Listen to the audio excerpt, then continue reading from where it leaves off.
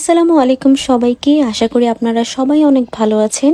আমাদের জীবনে মাঝে মাঝে আমাদের এমন কিছু পরিস্থিতির মধ্যে দিয়ে যেতে হয় যার জন্য আমরা অপ্রস্তুত থাকি। তার মধ্যে আজকের দিনটি অন্যতম, যার ভিডিও ধারণ করে আপনাদের সবার কাছে আমি প্রকাশ করছি। প্রতিদিন যাতায়াত বাবদ মাত্রাতিরিক্ত খরচের কারণে আমার জীবনে সঞ্চয় বলতে কিছুই ছিল না। আর সেই খরচ কমানোর জন্য যখনই আমি আমার মায়ের কাছে একটি গাড়ির আবদার করি এবং আমার ভাবির কাছে একটি বাইকের আবদার করি, ঠিক সেই মুহূর্তেই তারা দুজনেই পরিকল্পনা করে আমাকে এই দুটি জিনিস ধরিয়ে দিয়ে যায়। এই বিষয়ে বলার আর কোনো ভাষা আমি খুঁজে পাচ্ছি না।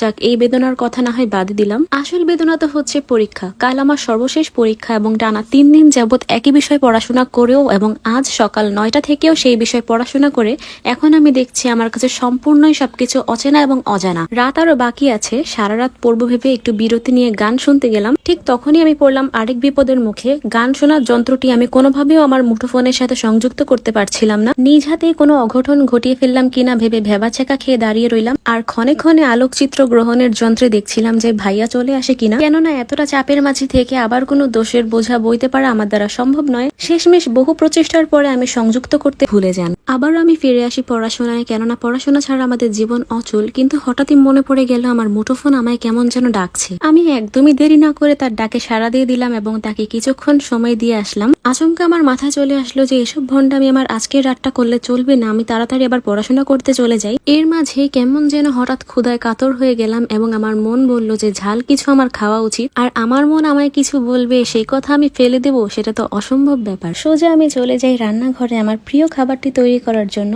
এতে করে আমার সময়ের অপচয় তো ঠিকই ঘটেছে, কিন্তু অবশ্য আমার মনেও প্রশান্তি এনেছে। সম্পূর্ণ নিজ পদ্ধতিতে আমার খাবারটি আমি তৈরি করে ফেললাম। এখন হচ্ছে পরিবেশনের পালা। দেখতে এটি কেমন হয়েছে সেটা আমি বলতে পারবো না, কিন্তু খেতে খুবই সুস্বাদু হয়েছিল। আপনারা বোধহয় চিন্তা করছেন আমি একটি খাবারই রান্না করতে পারি। আসলে এটি আমার সবচেয়ে পছন্দের, তাই আমি বেশি করি। আসলে শেষ পরীক্ষা ভেবেই আমার পড়াশোনাটা আরো বেশি করা উচিত ছিল, কিন্তু মনের মধ্যে কেমন যেন ফুর্তি করতে ইচ্ছা হচ্ছে, তাই পড়াশোনা হচ্ছিল না। তো কোনো রকম রাত 3টা পর্যন্ত পড়ে 6টায় উঠেই আমি 6:30টার মধ্যে বের হয়ে গেলাম। আর মনে হচ্ছিল কেমন যেন শীত চলে এসেছে। বের হওয়ার পরে দেখলাম যে রাস্তাঘাটে কোনো আলো দেখা যাচ্ছে না। আমার বাসার প্রত্যেকটা মানুষ যখন গভীর ঘুমে আছে, সেই সময়টাতে আমি উঠে বাহিরে বের হয়ে গেলাম।